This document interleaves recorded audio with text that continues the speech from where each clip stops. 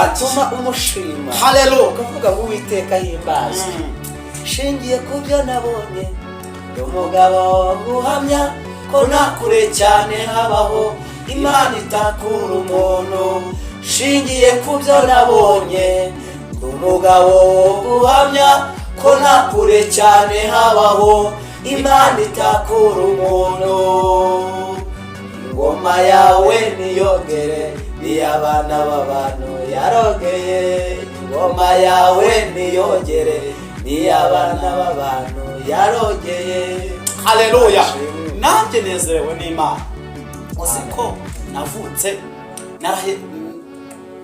igihe umwana atangiye kugenda njyewe mera ku mbuga sinashobora kugenda, ariko Yesu angiraho angirira imbabazi.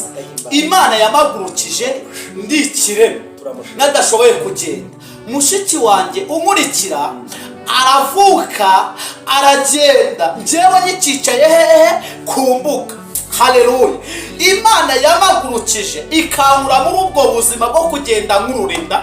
Benshi murabizi rwose Imana yangiriye neza, ufite amaguru mazima ndayitambira. Haleluya. None sigaye Haleluya. Haleluya. Imana yakoreye Estika Edra. Yesu angeraho angirira imbabazi, akoresha umusinzi wari uri kwitambagirira aho ngaho, arangiza acagakoni. Ariko Yesu igihe acagakoni.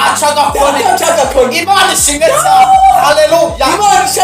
Imana ikoresha uwo muntu, araza aramagurutse ntera nanjya gukora dede n'abandi kandi nari ndi mukuru. Haleluya.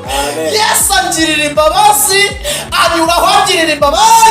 Yesu angirira imbabazi, nawe akugeraho angirira imbabazi. Imana ishimwe cyane. Noneho umva igitangaza, Yesu atugirira imbabazi. Mu rugo mama yabaga yigiye kwishakira ubuzima, ndetse n'abo tuvukana bagiye ku ishuri, imvura yarazaga ikanyagirira aho ngaho. Ariko Yesu agezeho arategeka, akoresha umuntu, araza aca agakoni, arafata aramagurutsa akangendera kuri ka gakoni.